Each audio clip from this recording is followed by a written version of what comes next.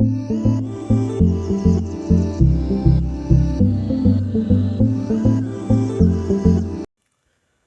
है आप सभी का आज के करंट अफेयर्स में।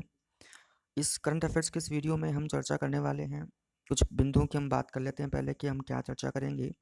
सबसे पहला कि एनएसए के नए डिप्टी सुरक्षा सलाहकार जो नियुक्त हुए हैं उनकी हम चर्चा करेंगे। यहाँ पे भारतीय क्रिकेटर जिन्होंने संन्यास की घोषणा की है उनकी हम चर्चा करेंगे।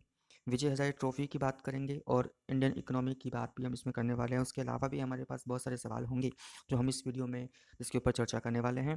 तो हम शुरू करते हैं बिना टाइम गंवाए वीडियो को। यदि आपने चैनल को सब्सक्राइब नहीं किया है तो सब्सक्राइब कर लीजिएगा, ताकि आपको जो भी नए नोटिफिकेशन है वो मिलते रहें और इस प्रकार की वीडियो आपको समय समय पर प्राप्त होते रहें। तो शुरुआत करते हैं हम पहले क्वेश्चन से। प्रतिवर्ष अंतर्राष्ट्रीय महामारी तैयारी दिवस कब मनाया जाता है? महामारी जिसको पैंडेमिक कहा जाता है, और ये महामारी जैसे हम इसका एग्जाम्पल के तौर पर हम बात करें, कोरोना एक महामारी के रूप में आई थी। तो इस प्रकार की महामारियों की पूर्व तैयारी के लिए एक महामारी तैयारी दिवस जो है वो मनाया जा रहा है। तो वो तैयारी दिवस कब मनाया जाता है? तो वो है 27 दिसंबर को मनाया जाता है। और 27 दिसंबर के अलावा कुछ और डेट्स भी आपको इस ऑप्शन के अंदर दिखाई दे रही है, जिसमें है 16 दिसंबर। 16 दिसंबर को विजय दिवस के रूप में मनाया जाता है।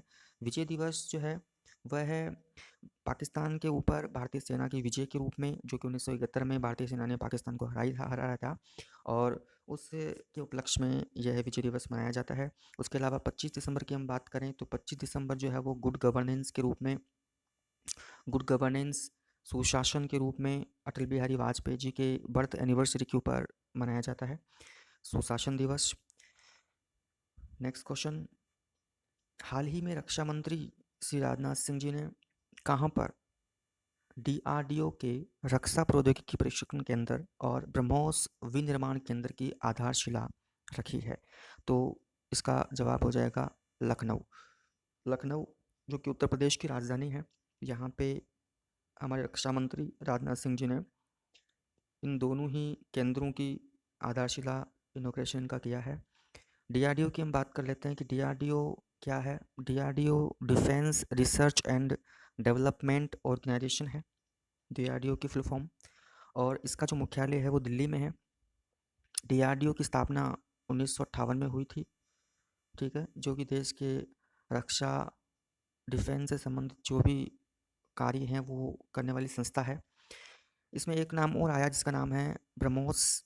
ब्रह्मोस जो है एक मिसाइल है, सुपरसोनिक क्रूज मिसाइल, जो कि जल थल और नभ तीनों ही क्षेत्रों से मारक क्षमता वाली ये मिसाइल है, जो कि विश्व की जितनी भी फास्ट जो मिसाइलें हैं उन मिसाइलों में इसका नाम आता है, ब्रह्मोस मिसाइल का।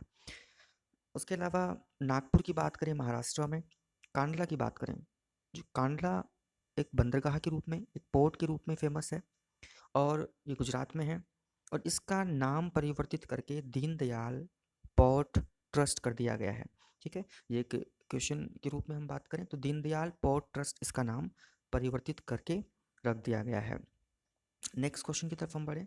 नोबेल शांति पुरस्कार विजेता जिनका नाम है आरक बिशप डेसमंड टुटू, उनका निधन हो गया है।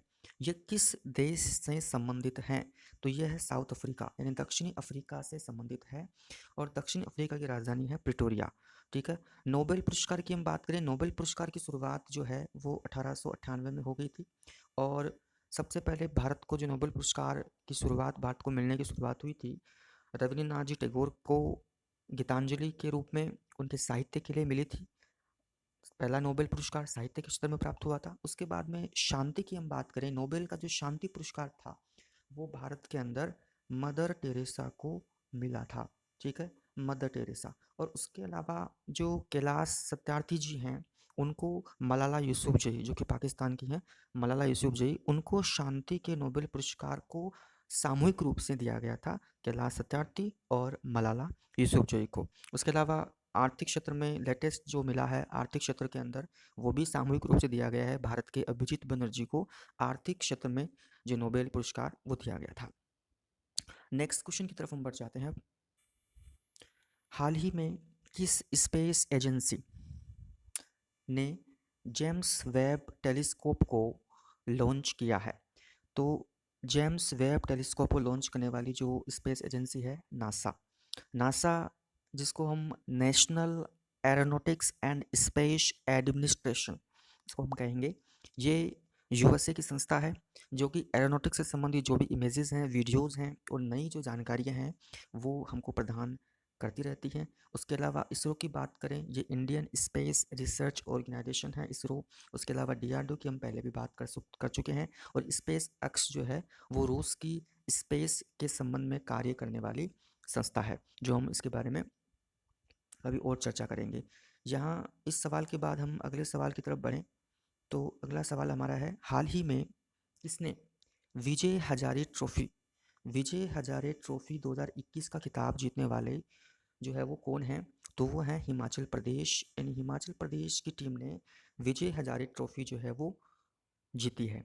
विजय हजारे ट्रॉफी क्या है? विजय हजारे ट्रॉफी जो है उसको रणजी ट्रॉफी भी कहा जाता है। रणजी ट्रॉफी, ठीक है। ये वनडे ट्रॉफी है और इसमें वनडे मैचेस खेले जाते हैं। जो भी राजस्थान के स्टेट्स की जो भी टीमें हैं, जितने भी स्टेट्स हैं भारत के अंदर, उन स्टेट्स की टीमें जो हैं वो इसमें खेलती हैं। और सबसे ज़्यादा जो है वो तमिलनाडु, जो इस विजय हजारे ट्रॉफी को जीता गया है, उन्होंने जीता है इसको। पहले इसका नाम रणजी ट्रॉफी था और इसका नाम विजय हजारे जी, जो कि फॉर्मर क्रिकेटर हैं भारत के, उनको याद में रखने के लिए, उनकी याद में इस ट्रॉफी का नाम विजय हजारे ट्रॉफी रखा गया है। आगे बढ़ते हैं अगले सवाल की तरफ। हमारा नेक्स्ट क्वेश्चन है, हाल ही में पेटीएम पेमेंट्स बैंक, उन्होंने अंतर्राष्ट्रीय फंड ट्रांसफ़र को सक्षम करने के लिए किसके साथ समझौता किया है?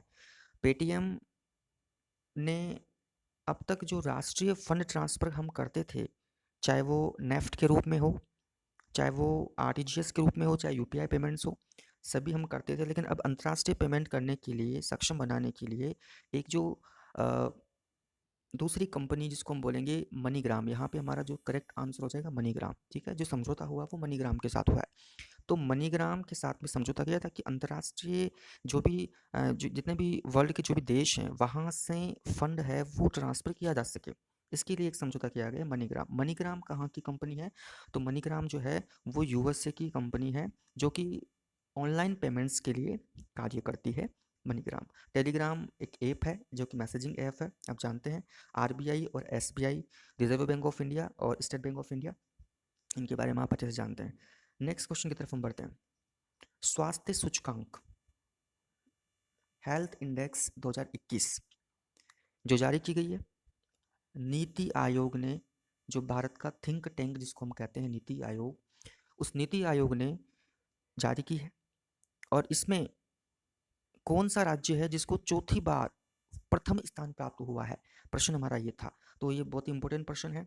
नेक्स्ट जितने भी एग्जाम्स आने वाले हैं उनके लिए काफ़ी अच्छा क्वेश्चन है। इसमें इसका आंसर हो जाएगा केरला।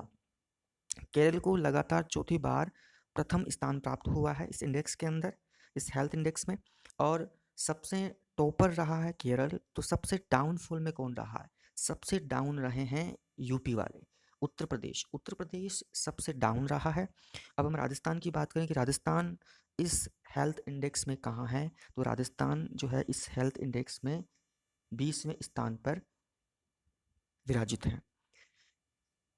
नेक्स्ट क्वेश्चन की तरफ बढ़े। हाल ही में किसे देश का नया उपराष्ट्रीय सुरक्षा सलाहकार डिप्टी एनएसए बनाया गया है?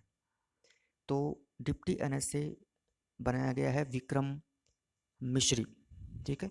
विक्रम मिश्री जो कि भारत के नए उपराष्ट्रीय सुरक्षा सलाहकार होंगे।